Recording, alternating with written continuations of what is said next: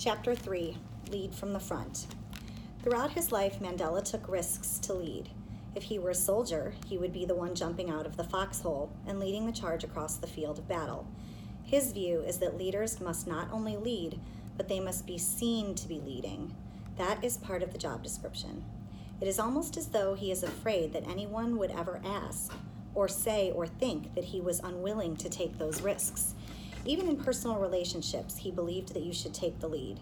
If there is something bothering you, if you feel you have been treated unfairly, you must say so. That is leading too.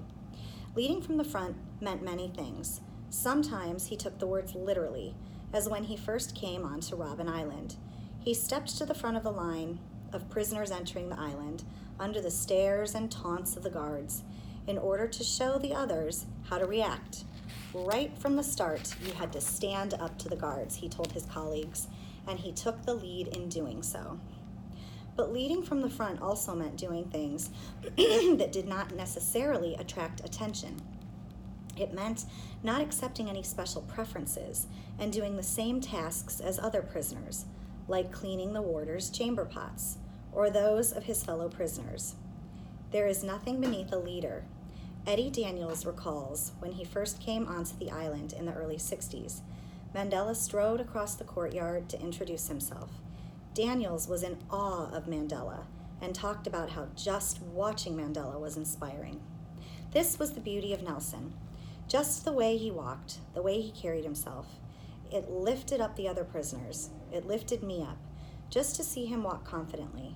Simply in the way Mandela walked, he was leading from the front. Danny, as everyone else called him, recalls that once he was ill and did not have enough strength to clean his chamber pot. Mandela walked by his cell, and he bent down and took my belly, and then walked into the bathroom to clean it. One's not keen on cleaning someone else's mess. Next morning, Nelson came along. He was the leader of the biggest organization in prison. He could instruct anyone to help me.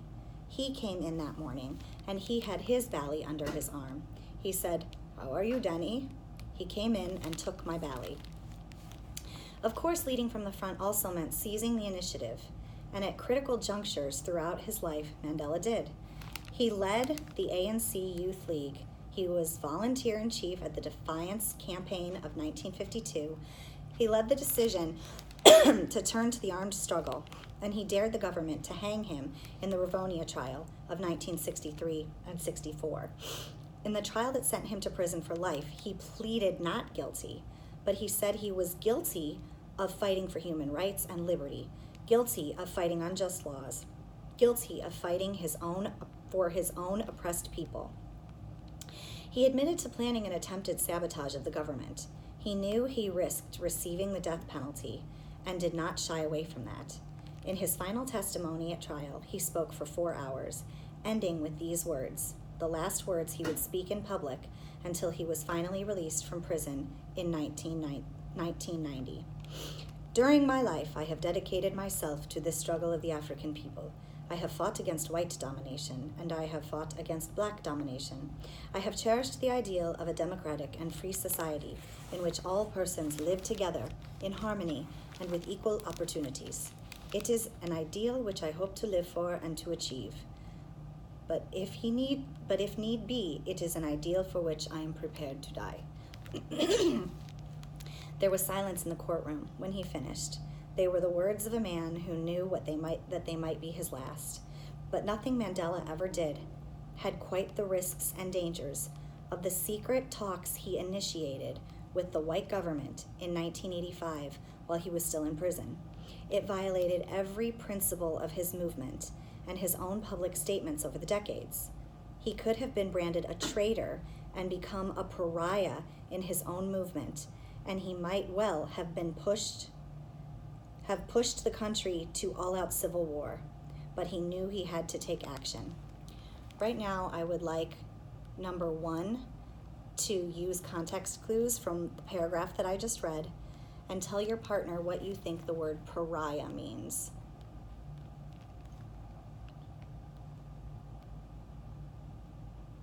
His attitude was, when faced with the inevitable, why wait?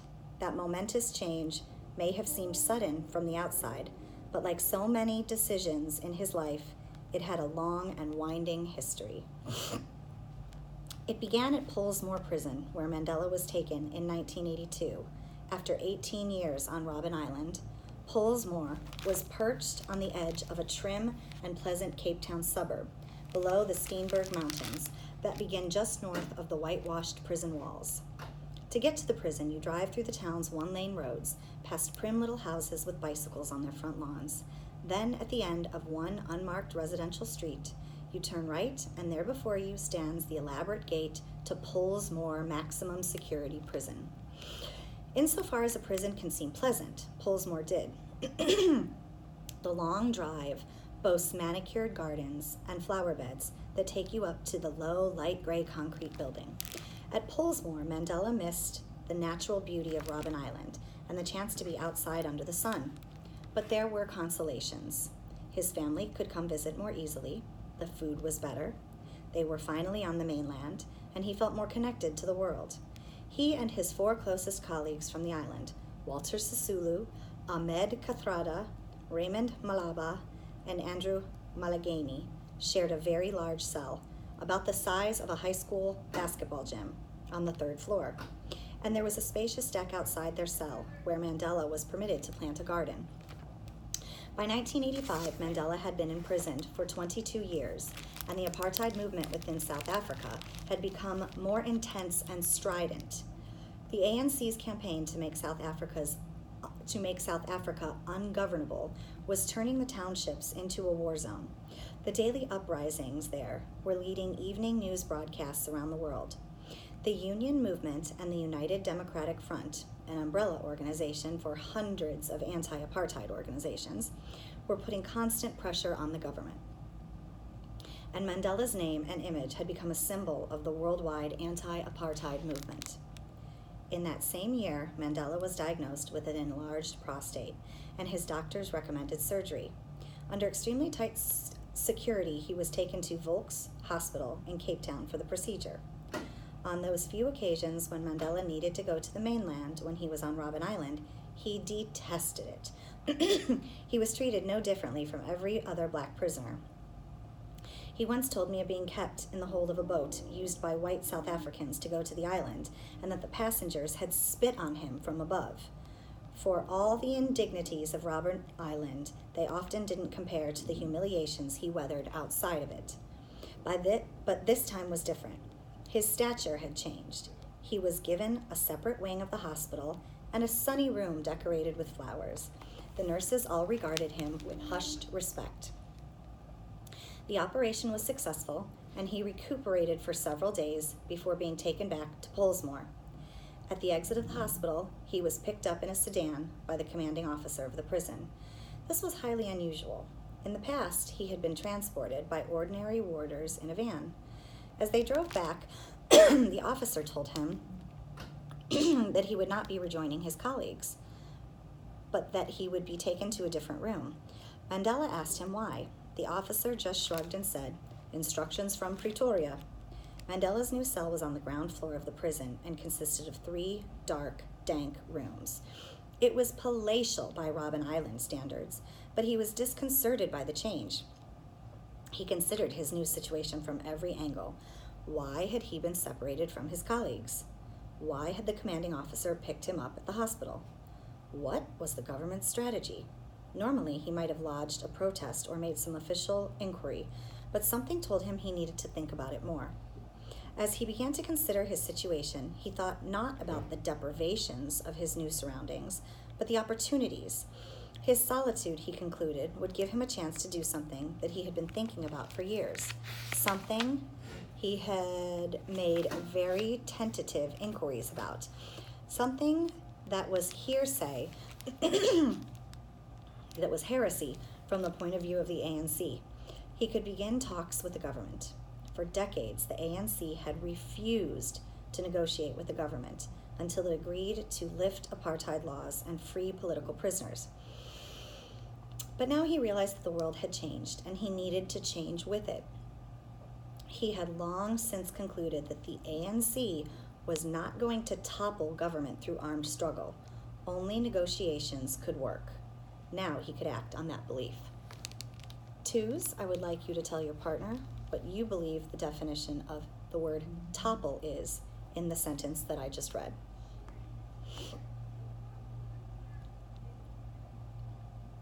In a cell with his fellow prisoners, nothing he did would be private. He would need to consult with them about an absence or a conversation with the authorities. But he was on his own now. It was clear to him that the government looked at this new circumstance as an opportunity as well. His decision was a momentous one. He had been fighting against white minority rule his entire life. The ANC had been fighting against it for 73 years and been engaged in the armed struggle for 2 decades. The policy for all that time had been not to negotiate, that negotiations could only take place on the basis of equality. Mandela, without consulting anyone, was going to change the course of all of this history. He would be departing from the avowed strategy of the ANC, the organization that he loved and that had nourished him and to which he felt the greatest of all possible loyalties. He was wary, though, and had good reason to be. This was not the first time that the idea of talks had come up. Earlier that year in January, the South African president, P.W. Botha, had publicly offered to release Mandela if he unconditionally renounced violence as a political instrument. Mandela had rejected the offer out of hand, releasing a statement that said, "Only free men can negotiate. Prisoners cannot enter into contracts. I cannot and will not give any undertaking at a time when I and you, the people, are not free. Your freedom and mine cannot be separated." Mandela's blunt and militant response embarrassed the government and President Botha. But this time it felt different. He would be starting the talks confidentially and on his own initiative. The anti-apartheid movement was growing in power. The government was beginning to see the writing on the wall. Botha had told his countrymen that he had to adapt or die. At the same time, Mandela knew the status quo could go on for decades and that he was not getting any younger. He also knew that he could not be seen by his colleagues, his party, or the world as negotiating. What he did was write a confidential letter to Kobe Kotsi, the Minister of Justice, saying that he would like to begin talks with the government. Progress was glacial. From the moment he wrote his first letter to the time of the first meeting took almost 2 years. He did not know if the government was considering his offer or not. He just kept writing letters, but in July 1986, things suddenly went into overdrive. "I still remember very well," he recalled. "It was a Wednesday when I gave them the letter merely saying to the commissioner, 'I want to see you on a matter of major national importance.'" The following Sunday, Mandela was summoned to the commissioner's house, which was on the grounds of the prison. When Mandela was face to face with the commissioner, he said what he really wanted was to see the Minister of Justice. The commissioner asked him why. "I want to raise the whole question of talks between the ANC and the government," Mandela said. The commissioner immediately phoned Kotsi, who was in Cape Town. Kotsi, according to Mandela, said, "Bring him over to my house right now." Mandela never returned to his cell, but was taken to Kotsi's official residence in Cape Town in his dusty prison overalls, where he spent the next 3 hours. Mandela never liked to meet people unless he was on equal footing. He did not like the fact that he was still in his prison uniform, but he let that pass. "Now I say to him, I want to see P.W. Botha, the state president," he recalled. Mandela had demanded a meeting with the Minister of Justice, only to tell him that what he really wanted was a meeting with the state president. Mandela was using each man to take things up to the next level. Mandela's request to Kotsi had ratcheted up negotiations to the highest level. A secret meeting between the world's most famous political prisoner and the man who ultimately kept him behind bars. Kotsi realized immediately how historic this session was. That day began a chain of events that culminated not just in Mandela's release, but also in the negotiations that led to the first free and democratic election in South Africa's history. When you lead from the front, you can't let your colleagues get too far behind. So after these private talks had begun, Mandela made a request to see his comrades. He wanted to tell them that what he had done and to make sure that they were with him. Even though they were just 3 floors apart, the request to see them had to go through the prison authorities, then to the bureaucracy in Cape Town. and finally, the government headquarters in Pretoria. This time, the authorities would only permit him to see his colleagues individually instead of resisting. Mandela agreed. His first meeting was with Walter, his oldest friend and colleague, his mentor, the man who had first seen a mass leader in that rough and gangly youth from the Transkei. He told Walter of the secret negotiations. Mandela recalled for me Walter's reaction, which was not positive. He said, "Well, I am not in principle against negotiations, but I would have wished for them to be started by them, not us." I said to him, "If you are not against negotiations in principle, then it doesn't matter who starts. I have started." Mandela in turn saw Malaba, Kathrada, and Malageni. Kathrada agreed with Walter and was against the negotiations. Malaba and Malageni reacted the same way. What had he been waiting for? But that was not the reaction of the ANC leadership based in Lusaka, Zambia. In fact, when his close friend Oliver Tambo, the head of the ANC, heard rumors that Mandela was talking to the government, he was gravely concerned. There were those who thought Mandela had been broken or had sold out. Tambo sent a letter asking him to explain. Ones, please turn to your partner and tell them what you believe the definition of gravely to be in the paragraph above. So I said to him, Mandela recalled, "Comrade OR," that's what I used to call him, "I am discussing with the government one thing only, a meeting between the ANC and the government. That is all, full stop." In deciding to begin negotiations, he well knew that it was at risk to his own leadership. Besides Tambo, there were those within the ANC, some at very high levels, who felt that he had betrayed the movement. Some even called him a traitor. There is no doubt that this jeopardized his anointed role as the ultimate leader of the ANC and the head of the anti-apartheid movement. There were already those within the ANC who were plotting against him, and this gave them ammunition. Mandela had said to me many times that the ANC was a collective in which no one person was the ultimate decider. So I asked him about this transformational decision he had effectively made on his own. Mandela was quite direct. It is absolutely necessary at times for the leader to take on independent action without consulting anybody and to present what he has done to the organization. There are cases of that nature where I will take a decision and confront you with it, and the only question that you have to consider is whether what I have done is in the interest of the movement.